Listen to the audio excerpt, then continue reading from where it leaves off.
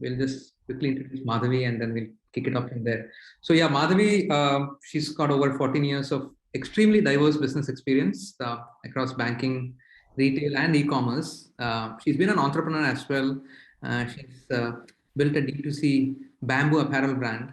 And at Thoughtworks, she leverages her uniquely varied perspective to bring to the fore technology solutions that help the India business houses, and then of course the global in-house centers as well, scale-ups, and help retain their strategic vision. So Madhavi, welcome to this session. Thank you so much, Vinod. Sure. So, it's obviously a very, very, very interesting topic. And when we were looking at everything as a service, you could look at it in multiple perspectives. I think the first perspective was, of course, how I think the cloud service providers have put it out there, right? So, you have a lot of technology-centric aspects around it, storage as a service, compute as a service, disaster recovery as a service, and there are so many other aspects.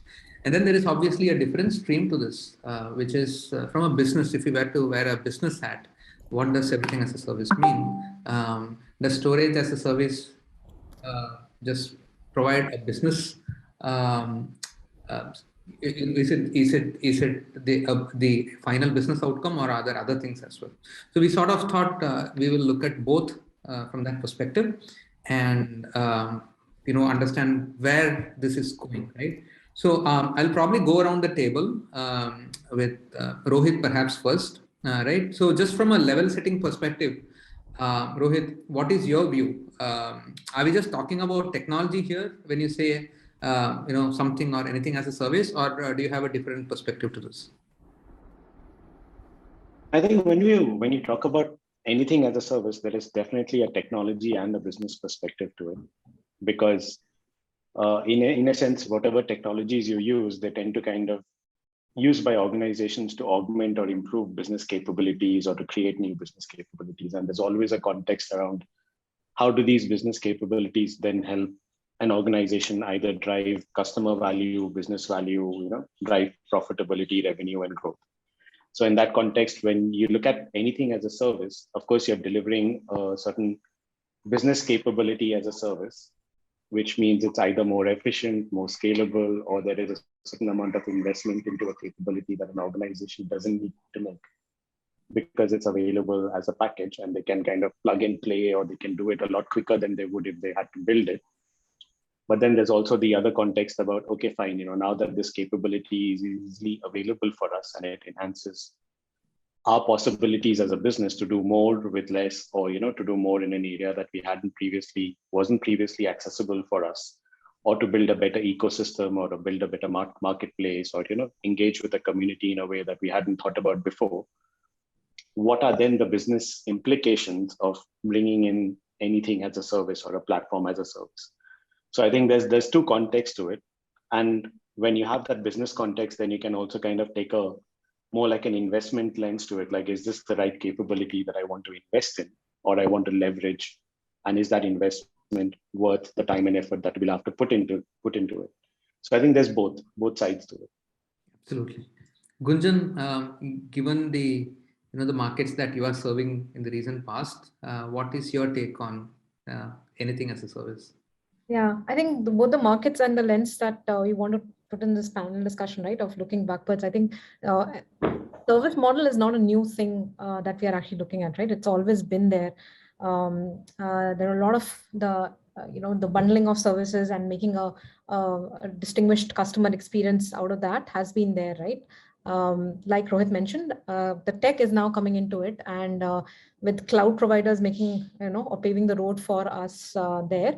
The end consumers, right, the way they were actually looking at what kind of services are getting offered to us, what kind of flexibility do I have to pick and choose the things that I want to try out. not having to invest upfront into things, as an end consumers before I try it out. The rental economy, or so to say, right, is actually coming back to businesses as well, right? So when you think about everything as a service now in the tech industry, they actually want all the products and services also to be bundled like that, right? When you look at the startups coming through and they go through this phase of scale ups, right? To hit the market faster, right? To make sure that the time to market is much lesser than what it was in the past. SaaS, as you call it, right? Anything as a service has actually helped quite a lot in the last few years, right? The expectation is that you come up with a model, right? So when we go and talk to the customers, they actually say that, okay, fine, what is it that you offer that can reduce my time to market? How can I not bother about a certain SLAs, right? Or the certain aspects on security? How can I not make a upfront investment, right? And that is something that is coming to Thoughtworks as well, right? And they are asking those questions to us, right? So it's not necessarily a nice to have anymore, right? Especially in this COVID era, the pandemic has actually forced everyone for us to actually think about it, because the time to market has reduced, like, it should have been there in the market yesterday. So I think that's where it is. And I feel like it is going to go increase, right? So it is about how much adaptability is there, both in service providers like us, as well as in the market, right? To take these bundles of, products and services, and how do you scale up with these in the future as well? So the next 3 to 5 years will be extremely interesting in terms of seeing how this penetrates the market. Thanks, Gunjan. So I'll go to Madhavi next. I'll probably move to a next question because I think Madhavi had a very interesting perspective about what does this mean generally to business, right? And especially to incumbents. It is one thing to say that, hey, we want to go fast, but then there are a lot of existing enterprises who already got a set way of working. Are they getting disrupted? What does this mean for those set of people? Madhavi? Yeah, thanks, Vinod. Yeah, it's an interesting question, right? Because just as Rohit had pointed out about SaaS bringing in opportunities for people, right? Especially new entrants, right? What SaaS does, in a sense, is pulls down barriers to entry, right? Because you are allowing new companies to shift what would be capital expenditure into operational expenditure, spend it over time, enter the market earlier. So barriers to entry are low. Therefore, one might look at it as threats to incumbents, like you said, right? Players who are already large in the space. Now, I think that the winner in any change in a business model or tech paradigm are the ones who look at anything as the focus on the opportunity rather than the threat, right? So when I'm taking a incumbent business, how do I, as an incumbent business, leverage the fact that there are more and more people who are up for consuming these services? And now I can therefore monetize to a greater extent, to an exponential extent, the investments I have already made by productizing these, right? Offering them as services to new entrants. Now, in this way, if I overlay this with ecosystem thinking, right, which is, I think the two go very well together, SaaS and thinking like ecosystems. When I apply ecosystem thinking as an incumbent, new entrants shouldn't threaten me. They should actually bolster my business even further. So I want more and more people to enter the category because there are more and more people to consume the services I am now going to offer them. Right. So looking at ways to take what I have built, like an example could be Amazon. We know that they have built amazing fulfillment. That their main USP, apart from their assortment, is fulfillment, right? Their delivery promise. What has Amazon done? They have opened it out. They are willing to let others also use their fulfillment services to improve their delivery promises, which actually is not threatening them, but bolstering them further, opening up entirely new revenues for them.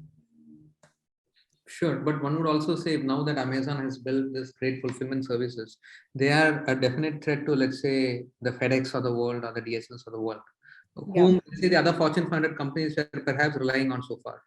Yeah, but it's not just the Amazon, right? I think I was just reading up, the Lyft, right? The taxi providers, they actually used their data as a service to Amazon themselves, right? To say that, okay, fine, our drivers are actually in this area. They're ready to do this kind of job preference, whether it could be warehouse deliveries or personal deliveries kind of a thing, right? And they're actually using, a very different service for the Amazon fulfillment service, right? To Madhvi's point, right? It's actually bolstering, if FedEx is not using those models, right? If FedEx is not utilizing that ecosystem, then that's definitely a threat. But Amazon is actually getting providers like Lyft also on board to say that, okay, fine, now how do I increase my fulfillment, not just on the Amazon ecosystem, but outside that as well.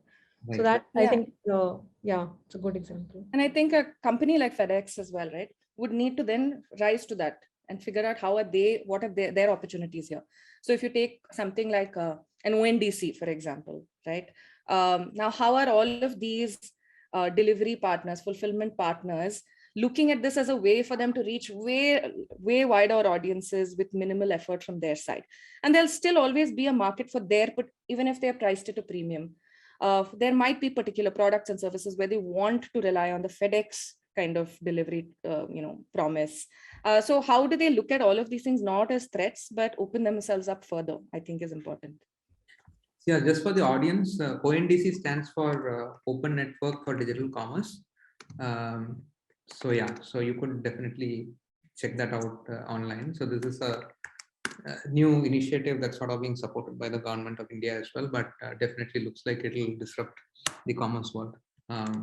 So I just thought I'll just let folks know about it. When we are using some of these acronyms, we may want to sort of just expand on that. I think Rohit, you wanted to add your point to that? Yeah, I wanted to. I think like back to what the point that Madhavi was making, like whether you look at it as an opportunity or a threat.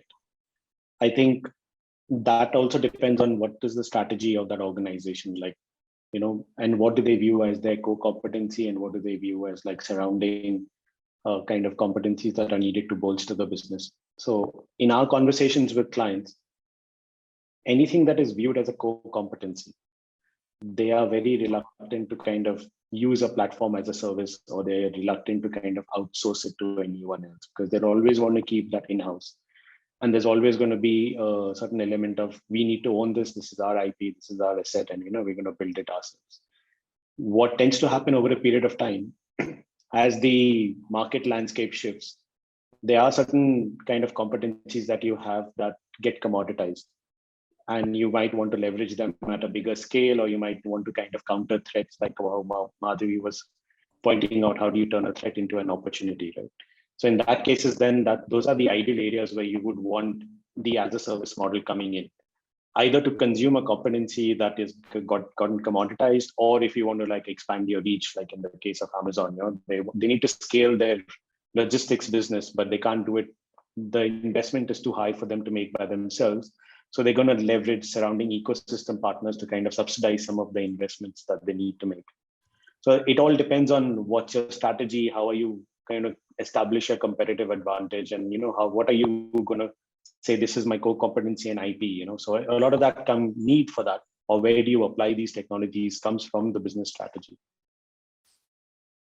Cool. Okay, so then let me put a very different question, right? So for a company like Thoughtworks, we pride ourselves in doing custom software development, and now if everything is being provided as a service, and if all these APIs and other things are just being exposed, so corporates could just use those services. So what would a company like Thoughtworks do? Because almost everything seems to be productized, platformized, or serviceized, right? So how do you see a fit for a company like Thoughtworks here, Rohit? Yeah, I don't see that as a threat. I mean, going back to seeing things as an opportunity, like one of the things that I believe is that if anything is getting converted into as a service model, that particular piece of technology is being commoditized. It's lost its differentiating ability. And as Thoughtworks, we always want to be on the leading edge of the technology, or the bleeding edge, and always working with technology that is up and coming, driving strategic priorities for our clients, and working with differentiated pieces of capabilities or technologies. So I think I don't see it as a threat, because if something's gotten commoditized, then it's pretty much time for us to move on to something better or more strategic. So I think it's less about a threat to Thoughtworks, more about how we also evolve ourselves as the market is evolving. Cool, thanks. I saw Gunjan was nodding very vigorously. So Gunjan, yeah, I feel like there are a couple of opportunities for us, right? One is that I like Rohit was saying, right? If it's commoditized, then maybe we need to look further. But I feel like when you look at the future as such, right? If you actually want to build products which are configurable, services that can actually live for a longer time, right? And change and become adaptable with the changing environment as such, right? Thoughtworks is the right partner to actually build those services and products and platforms, right? Because that's our strength. Our strength is, having that tech which can actually look at in the future and be resilient in the next 5 years or so, right? The second opportunity that I see, right, is that you are able to make the maximum potential out of SaaS is only when you are able to put what services, what products, how do you actually put it together to make the right customer experience, right, that you actually want to be doing, right? How do you create an IT organization or the back end to actually plug into the competitive advantage that Rohit was talking about, right? How do you actually facilitate that? And that is not an easy task, to be honest, right? That requires a lot of understanding of tech. How do you actually put this together? The bridge between business and tech needs to be crossed as such, right? Where DTNO, like the organization that Rohit is leading, is going to play an extremely crucial part as such, right? So I see that as a big opportunity for us and not as a threat at all. Cool, awesome. So since you mentioned about experience, maybe I'll take the next question to Madhavi, right? So this everything as a service, is this really a B2B phenomenon, or do you also see end user experience aspect of this? I mean, does this change consumer experience in some way? No, I think again, then it kind of goes back to how you define the boundaries of as a service, right? Which was the question earlier. For example, so there is a lot of blurring of lines sometimes between moving towards a rental or subscription economy and calling everything as a service. So like if I just take some of the hallmarks, right, of making something as a service is, like I said, moving from a capital investment to overtime investment. You're not creating an asset, right? You're basically renting something for use for as long as you're paying for it. Now, if you limit it to just those things, you can call many other end user services also as anything as a service, right? The example could be something like anything that previously was looked at as something that you have to buy, but today you can avail of it through a subscription or pay as you go, right? For like furniture, you can say furniture as a service, right? Furlenco is offering you furniture as a service. Or you can say health as a service, in the sense that, I take a subscription package and I can avail of all of these different things that contribute to my health. But so then the question to me, and I actually thought about this a lot, do all of these actually, should we call them everything as a service? And I'm sure people are free to call them that, especially from a point of view of positioning it and communicating it to customers.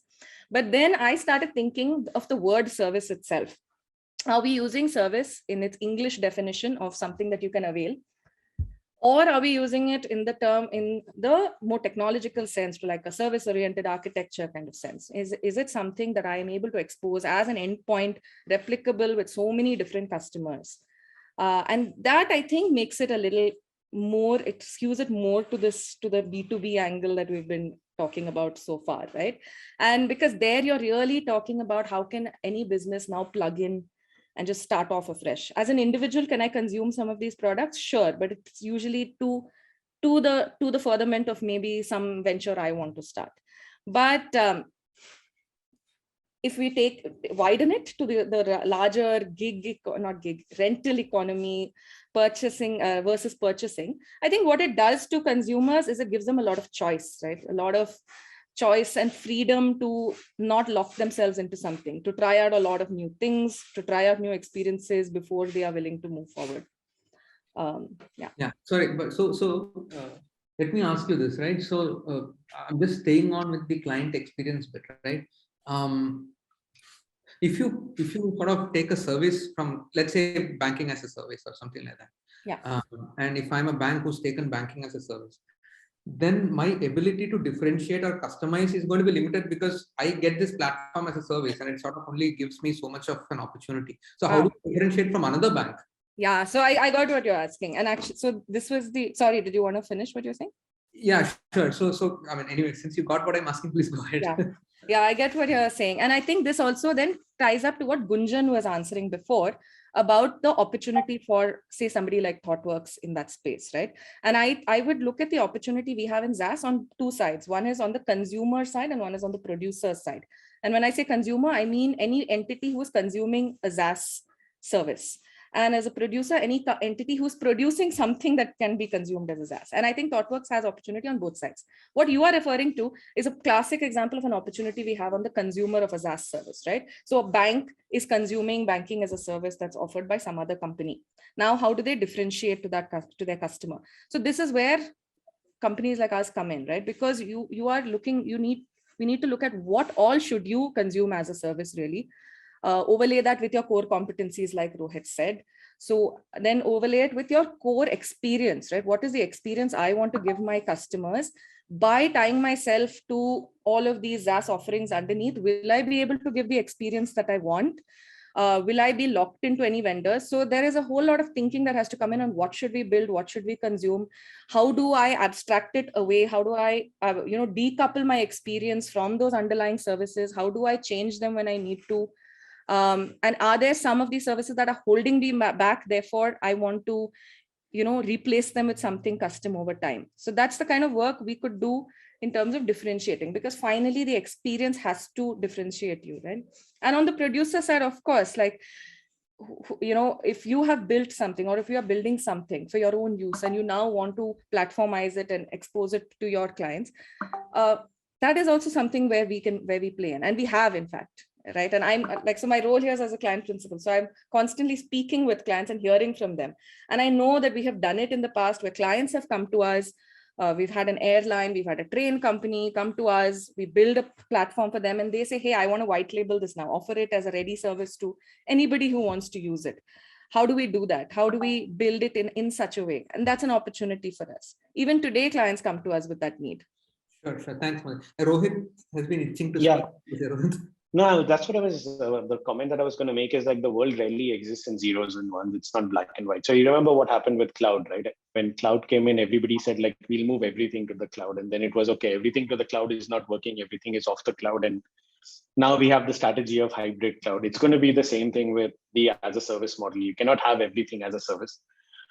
You'll basically have the parts that you are happy to have as a business as a service and the parts where you feel that you need to differentiate yourself. You're going to build it as a layer on top of that platform or as a service model, or you're going to create that as your own IP. So I think it's going to be more of an hybrid model, like what Madhavi was saying, depending on where you see value. Somewhere you're going to have as a service and somewhere you're going to build that capability to differentiate yourself. Sure. So Gunjan, I'll just trying to push that point a little further, right? Earlier, there was this point of, product versus custom, right? I mean, custom software products had their own sort of limitations and hence create your own custom software. So how is this really different? I mean, when I'm consuming something as a service, I mean, is it not the same paradigm? It's just that instead of purchasing a cost product, I'm now consuming a service from some other provider, and so I have the same limitations as well. I don't think so. I mean, I think it's much more complicated than building a product, right? Because this is going to be, again, a bundle of products and services as such, right? And Madhavi touched upon it a little bit more, right? Because when you're thinking about that bundle of services coming to you, right? And if I am the SaaS provider, I'll actually have to now take care of, okay, fine, how many vendors am I,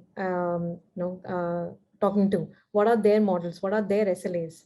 Right? How can I, talk about having a single SLA for the customer that I'm talking to as a SaaS provider? Right, that's a very different, I would say, a play, right? Where it was product was something that I could actually control, right? Here, it's actually somebody else's products and services that I'm actually bundling and then offering it to the customer.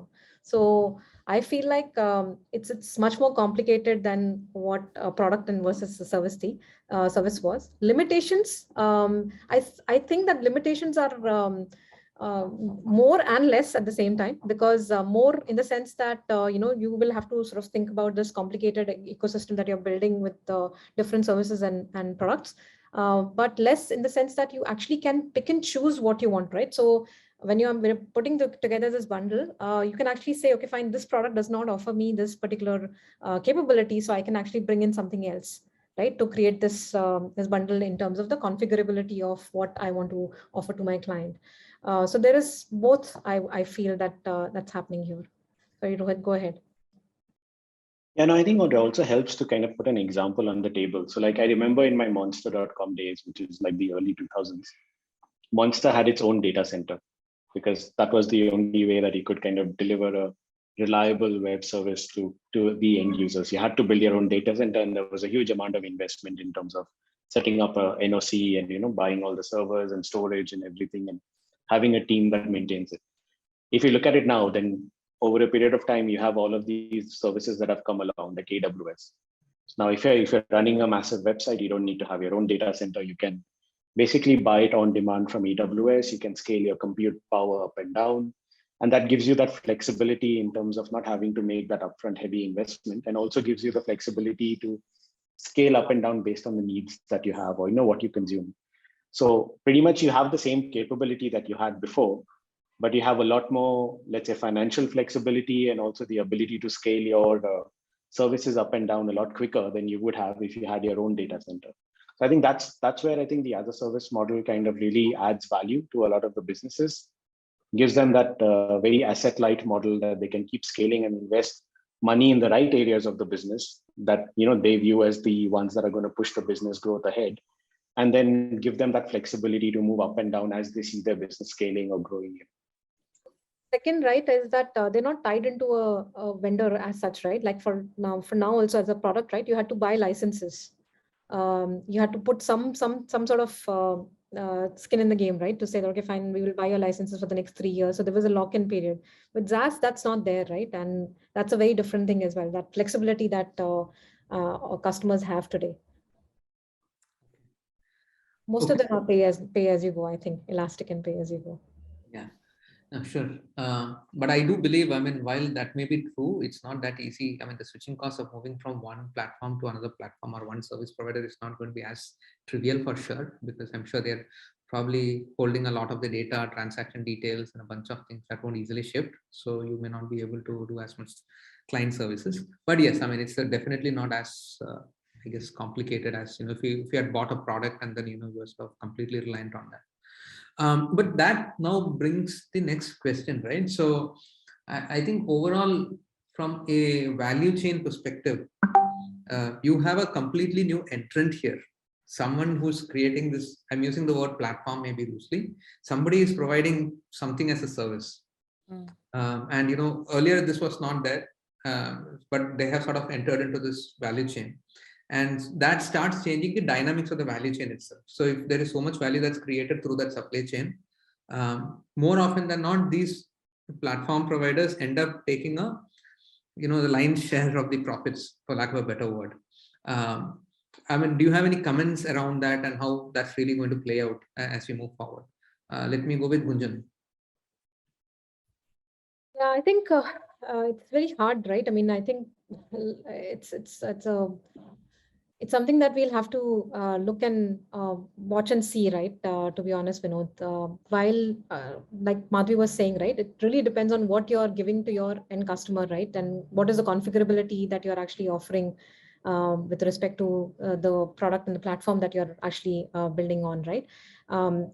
The typical model for SaaS, right? The basic use case is for scale, right? So if you're able to scale and actually get more people on board, then I think it makes sense, right, to get the lion's share, because if AWS is able to do that, then that is the whole point, right, of making sure that you're servicing as many people as possible. You're making that faster time to market. You're giving the consumer what they want, right? So I think that makes it a fair game in that sense, right? And it's about how do the other players actually get on board and how quickly they get on board so that they can actually get the same benefits. But I don't think the competition or the the lion's share will always go to people who have that scale and still can actually get the maximum leverage out of that scale that they can reach out to.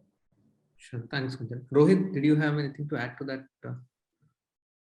No, I think similar to the points that Gunjan was making, like, if you're running a website or an app and you're kind of going to use AWS to host your data instead of building your own data center, I think businesses are quite smart. They know how much of the value they want to share or how much of the value they are willing to give away to a service like AWS.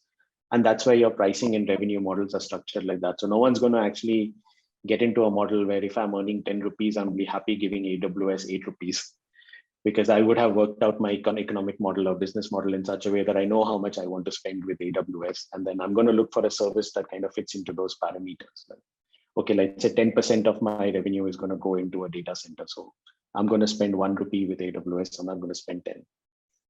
So I think that's where you'll have these qualifying criteria. And then so lion's share is kind of inevitable. Like if you look at the data play, you have a few unique players now that dominate the space. You've got your AWS and you've got your Azure, and you've got your Google.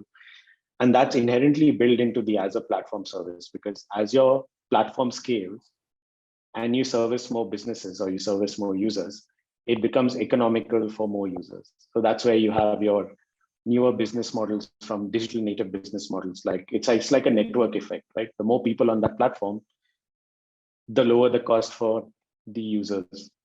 So I think platforms will want to scale. The as a service model is built for scale. Sure. So Madhavi, I'll go to you. I remember when we were having a discussion around this. I don't remember whether it was you or Rohit, but you were saying, right, startups, when you start up, you would definitely want to latch onto the as a service model, because you will be able to quickly get onto the market and start generating revenues and become a going concern. But as you start scaling up, as you get bigger and bigger, perhaps you would want to revisit how much you want to rely on as a service. And so is this the whole supply chain and what you can do? Is this playing a role in that, or is it just because you want to differentiate?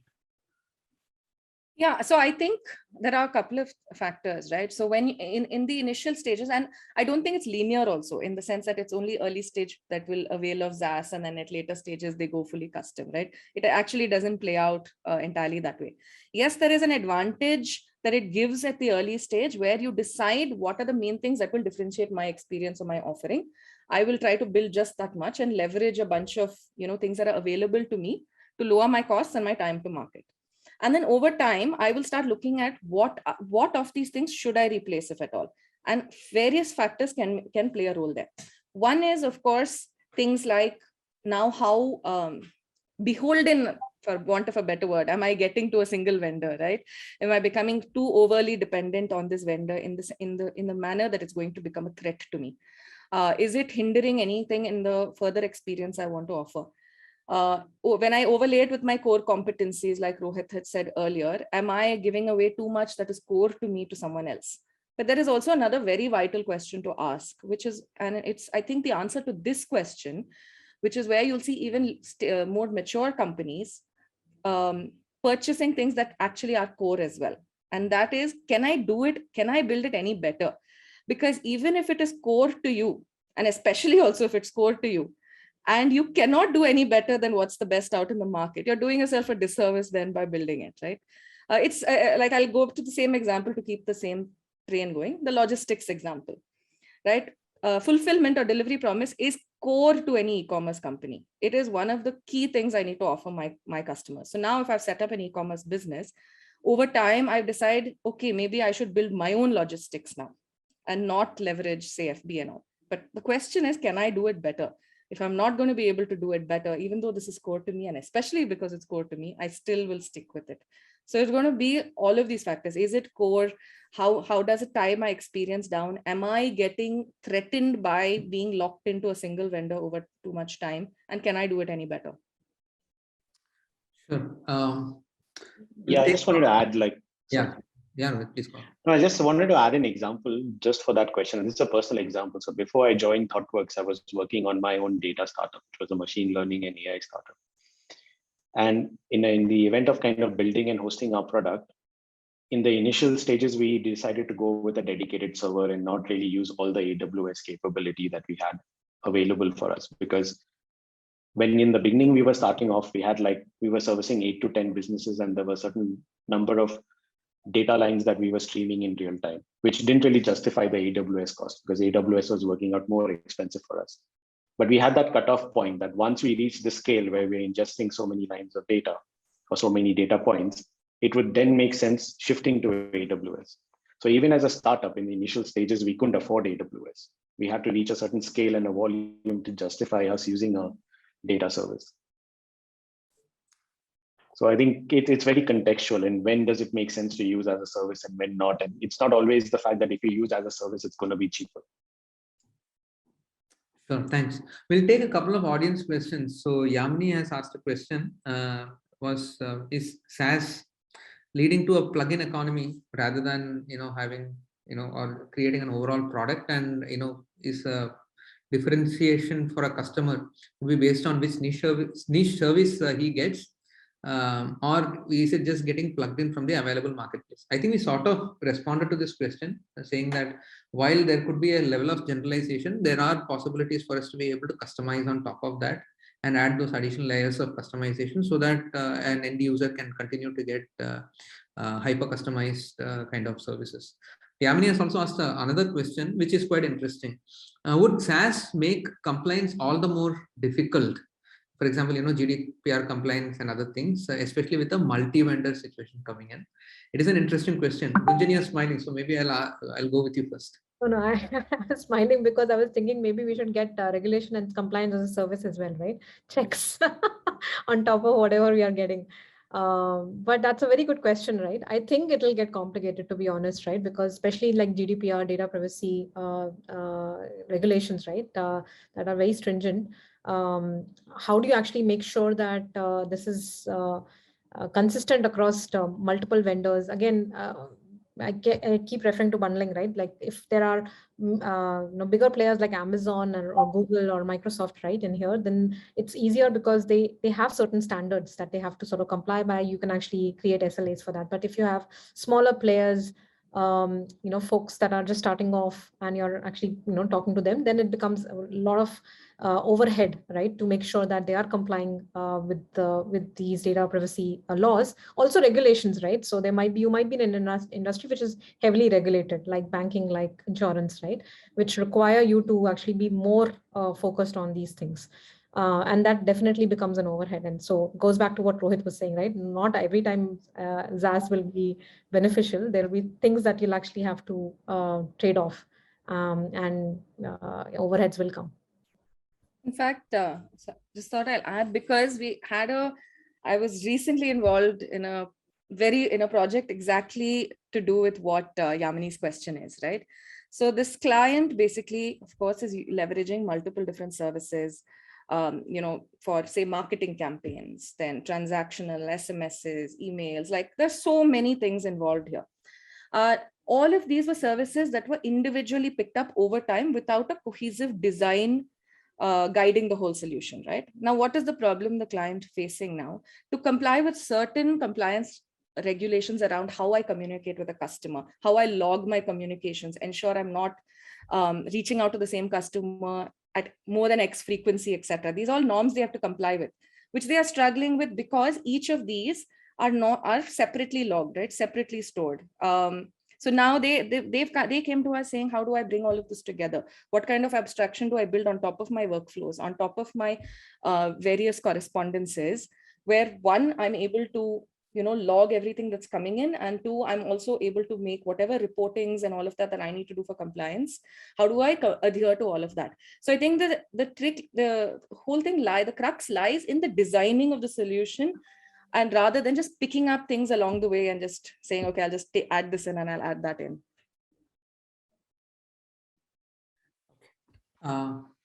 Cool. So thanks, Madhavi, on that. But I do have my own point, right? I think you could look at it with two lenses. One lens is, what does it mean for the provider who's giving the service, the platform who's giving the service, and it could actually be a point of a value add that they are giving, right? So let's say a startup or somebody is speaking up. I'm saying, listen, don't worry about GDPR, because this service that I'm providing, I've already got all the GDPR and other things taken care of.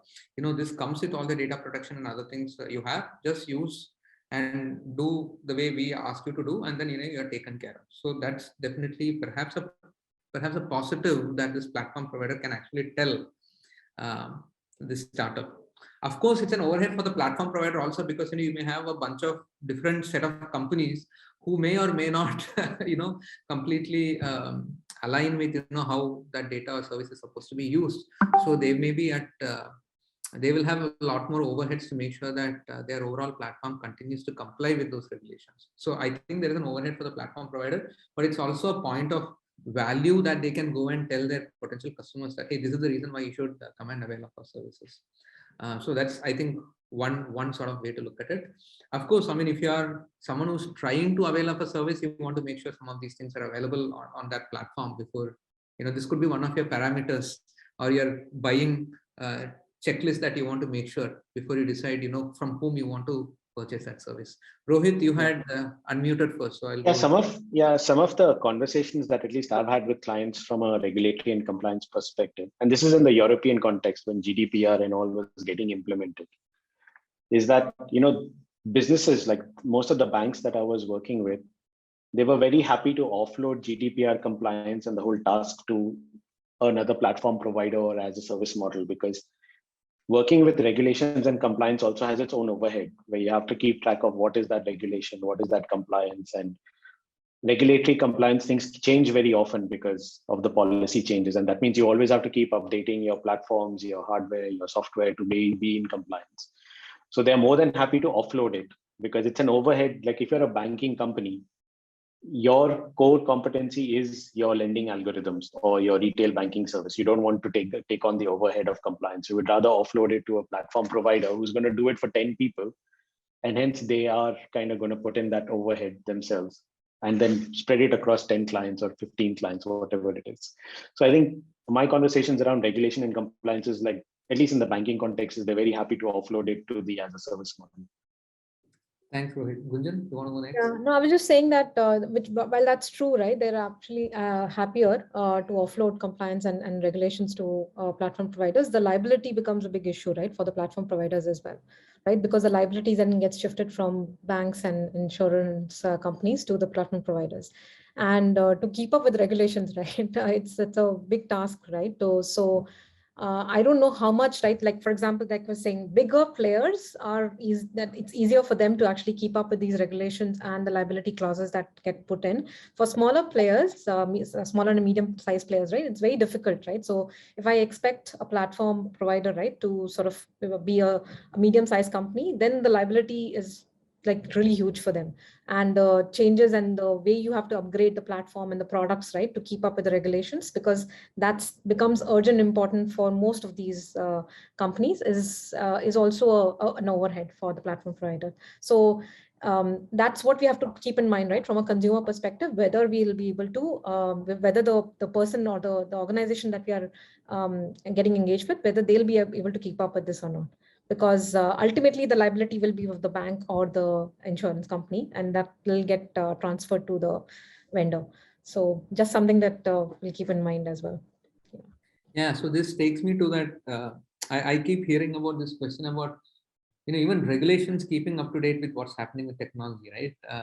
Classic cases, if you've got your autonomous car, self-driving cars, and if that gets into an accident, whose neck is on the line? Is it the owner of the car? Is it the company that built the car? Or is it whoever who sort of created the algorithm for, for driving? And so those kinds of questions are definitely going to come up, especially when you have these new entrants who also start coming into the picture, right? So the value chain, suddenly you've got this platform, and perhaps a startup or a bank could argue that, hey, I have been relying, and then I've got this contract with this who've underwritten and said that, hey, I will take care of all the regulations, and they have not taken care. So catch their neck and don't catch my neck. So it will be quite interesting how these things are going to pan out, basis how those contracts are set up. I'll take another question. Vishesh has asked this question. What is your take on no-code tools like application? You can build a whole application APIs using just UI. It looks quite promising. Because we can easily and quickly change application flows based on the constant market changes. Rohit, do you want to pick that question? Yeah, I think my view around low-code platforms is that, again, like the as a service model, people are going to use low-code platforms when they have to get that accelerated time to value, like what Gunjan was saying. It's all about time to market and time to value. So if you can have that accelerated and you can provide a good experience to your customers, and at the same time it's generating business value, then businesses will tend to move to that. And a lot of these no-code or low-code platforms also means that some of the code development skills are now getting like automated or commoditized by using AI to write code or some other workflows to do that. So I think it's a good thing to happen. It's going to reduce the time to increase the value that businesses get out of it. Of course, it then opens up opportunities and threats again, like what Madhavi was saying. Sure. So my own view, right, and this is obviously with my limited view of what I've seen in some of my client places is, if you were to take mobile applications, right, so there are many frameworks that you could use to build mobile application, and you can quickly put something out within 2 weeks, 3 weeks, etc. But what at least I have noticed is some of these frameworks are not able to really utilize the native aspects of the mobile. For example, use a camera, use GPS, use other aspects that are so inherent about you being mobile, right? AI, ML, and some of the deep aspects that are there.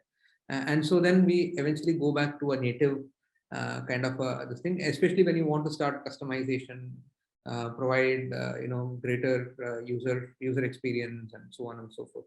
I don't know what you think, Gunjan or Madhavi. You've put your because this whole no code thing has actually have always been of a lot of interest to me. And in Thoughtworks internally, we've been having discussions around low code and no code for a while, right?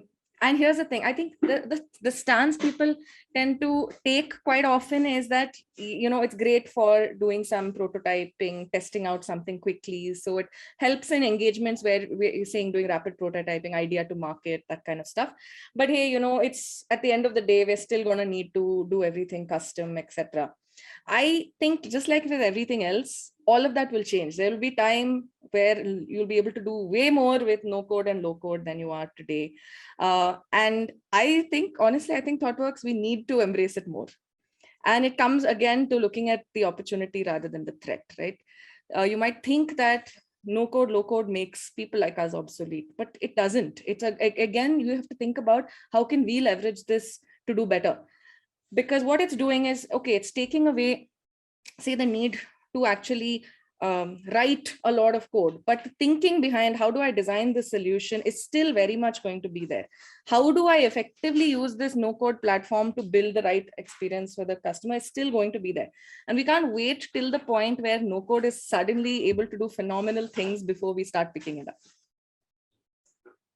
Yeah, I think I agree with Madhvi, right? I think it's about the experience. You hit the nail on the head, right? So as long as you're actually creating that unique experience, right? Why do people actually have a hesitation on low code, no code tools? Is because, again, right, the commoditization or the standardization of the experience that it will give to people, right? The lack of customization and the ability for it to integrate it with the backend services that can be provided, etc. Right? That's the basic thing that. But I think as long as we are able to figure out how do you design it in such a way that the experience can be unique to the end consumer, I think it should be fine, right? Like, for example, even today, right, I think a lot of no code, low code UI can actually be used for processes and things that are very standardized, right? That do not require change, or they do not require that kind of customization for everybody, right? Like for back office and for banks, etc. Right? Where training needs are quite low, right? Should be low. We can actually utilize low code, no code, right? Because there the UI is very intuitive, right? And should be intuitive for us to be putting it in front of the customer in 2 to 3 weeks. So that's something that we should take and say, okay, fine, this is where it can be used and utilize that. But it's a catch-22 in my mind, Madhuri, in that sense that people, if they don't accept it, low code, no code tools will not get to that level where we actually we'll be able to utilize them to the extent that you're saying, right? So the acceptance need to come first, and then we'll need to evolve them. But right now, if we keep resisting that, then I don't know how much will the acceptance be. So it's something that we'll have to again wait and watch to see how the tech community takes it up. Cool. Thanks, Gunjan. So we'll take one more audience question, and after that, we'll probably look at how to wrap this up. And this question has been asked by an anonymous person. And the question is, would Adobe and its marketplace qualify as a SaaS provider for e-commerce platform? But at the same time, it does lock a customer to use Adobe Core Platform only.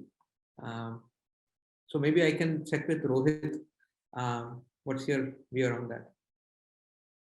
I would say no. I mean, given Adobe's licensing model, which kind of locks you in for a certain period of time, and it's an AMC kind of model, there's no on-demand or pay-as-you-go component to that. So I would say it's not like a as-a-service model, because it's your traditional COTS licensing model that they have. What Adobe has done with its marketplace is that it's kind of brought in some partners as developers to offer bundles of code, which Adobe might not want to invest in developing itself, because there are always niche needs, and Adobe operates at a scale where they cannot cater to niche needs. So it makes sense to bring in a partner who can build a supporting app that can be hosted on the platform to offer certain capabilities. But Adobe operates with their whole AMC and licensing model, which is still not like SaaS. Okay, cool, thanks. So maybe we can start cutting into the future, and please indulge me. Well, I sort of, when I was thinking about everything as a service, right, I was taken back to my MBA days. It was quite a while back, where our syllabus was, what is a product, what is a service, and products are 4 P's of marketing, and services something else, services marketing, and all of that. And it's actually an irony, because in software, which very obviously is a service, we started talking about product owners and products and all of that. And now we are talking about a service at a completely different level. So, you had products, and then you had service. And I believe what we are pushing towards is really experience. And not just relying it only at the point of a service, right? And by experience, what I mean is, I think Madhavi and some of you sort of touched on this. What does it mean for the end user? What does it mean for the end customer? Because ultimately, all of this is coming down to every individual, how they benefit, how their behavior changes, and then how their expectations also start changing as we move forward.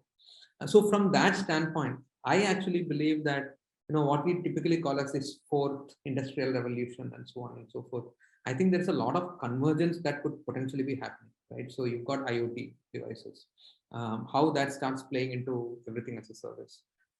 You've even got, like, manufacturing seems so much about product, but with 3D printing coming up, you could even say manufacturing as a service at some level, right? So I just wanted to sort of hear your thoughts on, what this means for the future. While we have a certain set of things happening, what do you think is going to happen, let's say 10, 15 years down the line, if this sort of movement continues? Let me go with Rohit first. Yeah, no, I think I try to draw the distinction between product and when you talk about what is as a service, because I think anything as a service for me is more symptomatic of the business model that underlies how that platform or product is getting consumed, rather than being a platform or a product. So you might have a product, and that product is not getting consumed by, let's say, a fixed licensing fee, but you have an as a service business model bolted onto it. So I think it's more a description of the business model. And going back to your point, like where the future lies, I agree with you, like with 3D printing and, basically distributed manufacturing, if you look at it in a way coming into play. Yeah, you might have a provider like Samsung that doesn't need to own all of its manufacturing capability. It could actually outsource it to another player who's running a distributed manufacturing facility in Delhi. So, Samsung could just ship the plans, it's like a soft copy of the plans. That guy can print a TV and deliver it to you in like 2 days. So it's possible in the future, like anything is possible. I mean, distributed manufacturing still hasn't caught on because, of course, there's some restrictions around what you can print and what materials are accessible now to print. But it's pretty much theoretically imaginable that might be something that can happen in the future. And in some cases, it has been done. Like not for things like fridges and TVs, it's been done for toys, but it's been done. No, absolutely, sure. Thanks, Rohit. Madhavi, do you want to go next? On the same, you're talking about the same topic? On the same, where do you think the future lies with everything as a service, and where do you think this is going to go? I actually don't think I have much to add, because I think Rohit summed it up really well. I think the possibilities are limitless, right? And especially when you think of IoT or You just think about devices being ubiquitous everywhere, and each of those devices could perform a variety of functions and actions, and therefore consume a whole lot of different services underlying, right? So you have this piece of hardware that is now relying on so many different softwares created by various providers to just become pervasive in every moment of your life. I think that it all kind of ties in well together. Cool. Gunjan, do you want to go next? Yeah, I think not much to add as such, right? But I think when you look at the future, right, I think the future is already here, Vinod, right? If you look at the shift from the AMCs, right? I was just reading an article about Rolls-Royce and how they are actually now giving engine as a service, right? Their engines as a service, subscription model in terms of what needs to change in an engine, aircraft engines. I'm talking about aircraft engines here as such, right? So it's already here. The aircrafts are not actually paying for that engine, right? Or they're servicing for that engine. They're actually paying by the hour that they're using the engine. And that's a big shift, right, in terms of how you think about it, how Rolls-Royce are actually thinking about their manufacturing process, the way they'll actually think about revenue recognition, they'll think about their operating model, their manufacturing process. I think everything will actually shift it's not just, we're actually talking about the end state here, right, in terms of how the bundles are going to be created and how people are going to consume it. But the way organizations will need to operate, right, both for consuming SaaS and for producing SaaS is going to be completely different. Right. So we will have to shift our minds in terms of doing a lot of these, the way we look at talent, the way we look at culture, the way we look at operating models. How do you actually give commissions to salespeople, right? For that matter, those kind of things also are going to change, right? And it is going to be completely different economy, I would say, right? In the future that we have, if this sort of trend continues, and we will see that shift, and we'll learn. Absolutely. Yeah. I think we know the limitation is going to be the human ingenuity and creativity. And if you look at it this way, SpaceX is doing rockets as a service. NASA no longer needs to build its own rockets. If they want to launch a satellite, they can just pay as you go with SpaceX, right? No, absolutely. You're absolutely right. And as a service, all the more because they're able to repurpose their rockets. I guess they're able to send their rockets 5 to 6 times, which was not possible earlier. And so that's definitely a great move in technology. That's also making that possible that much more. Yeah, because SpaceX has been able to consolidate the requirements from multiple space agencies, which means they make a lot more money than what NASA would make. And then they're able to invest that into technological advances, right? So it's like a win-win for everybody. Absolutely. Absolutely. Yeah, sure. So I think on a closing note, I was, as part of my preparation for this, I was reading up and what I did see in a couple of researchers was people value experiences more than products. So, if you've gone on a vacation, if you've had a team outing, if you've met people, we seem to value that a lot more. And the value of those memories actually increase over time, as against, buying an expensive phone whose value sort of starts going down. So just sort of taking that as a motive, for lack of a better word, I think people would try and see how they'll be able to gain experience as against purchasing products. So when you talk of autonomous cars, as an example, if you don't have to drive, if you don't have to get a driving license, then you need to own a car does not exist anymore. So, people are not going to purchase cars. They're just going to purchase timeshare of, locomotion in a sense, right? So I need this car at this time. So I just use that car that will come and then, I'll move forward. As that's one example, right? Similarly, of course, we would say healthcare is a service, but, with 5G coming in, there could be a time where there could be remote surgeries. It's a classic example of IoTs and 5G and everything else coming in. You could get the best possible service of the best surgeon anywhere in the world and still have the surgery conducted in your own town. I was talking to a friend who said, hey, wouldn't it be nice, if I want to watch the first day first show, can I get that cinematic experience in my home or in my neighborhood? Do I really need to go to a theater? But can I sort of just subscribe to that my community, if I have, let's say 100 flats, my community can have our space. We can do this first day first show with all the popcorns and all of that. Again, a great convergence of 5G, popcorns, IoTs, and all of that could actually come. So I think there is a lot more that could actually happen. Like Rohit said, I think it's all depends on humans' ingenuity and where businesses will start seeing those creativity and possibilities to be able to disrupt this and move forward. With that being said, on the note of popcorn, I will wish to end this session. Thanks a lot, Gunjan, Madhavi, and Rohit. I think that was an excellent session. I hope the audience found a lot of interesting facets to talk about, not just on what's happening with business in today's world, but also where we think businesses will go forward. Thank you very much. Romel, over to you.